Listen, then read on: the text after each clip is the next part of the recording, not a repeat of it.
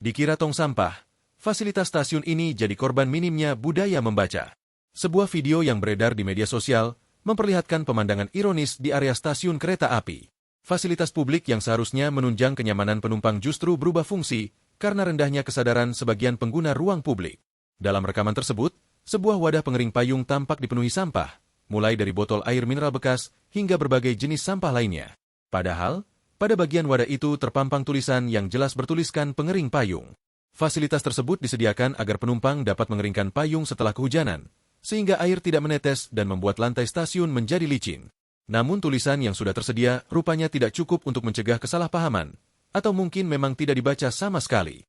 Fenomena ini seolah menampar kebiasaan lama yang masih sulit dihilangkan, yakni minimnya budaya membaca di ruang publik. Informasi tertulis seringkali dianggap sekadar hiasan, bukan petunjuk yang perlu dipahami. Akibatnya, fungsi fasilitas menjadi kabur dan berujung pada penyalahgunaan.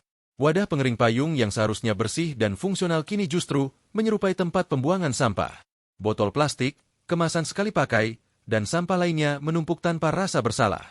Kondisi ini bukan hanya merusak fungsi fasilitas, tetapi juga menghilangkan kenyamanan bagi penumpang lain yang benar-benar membutuhkan pengering payung.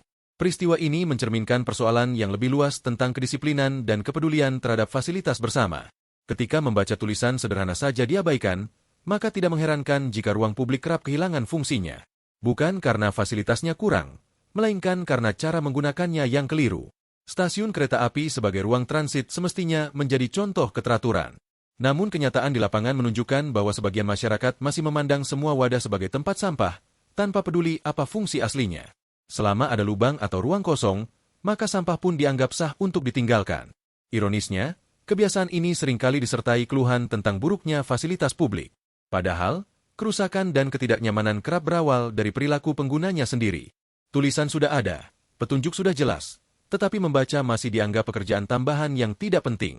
Video ini menjadi potret sederhana tentang bagaimana rendahnya minat membaca berdampak langsung pada kualitas ruang publik.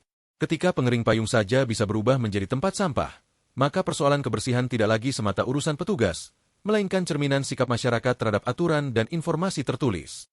Jika kebiasaan mengabaikan tulisan terus dibiarkan, maka fungsi ruang publik akan terus bergeser. Bukan ke arah yang lebih baik, melainkan semakin jauh dari tujuan awalnya.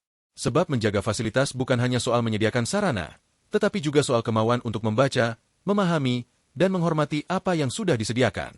Jika kebiasaan mengabaikan tulisan terus dibiarkan, maka fungsi ruang publik akan terus bergeser.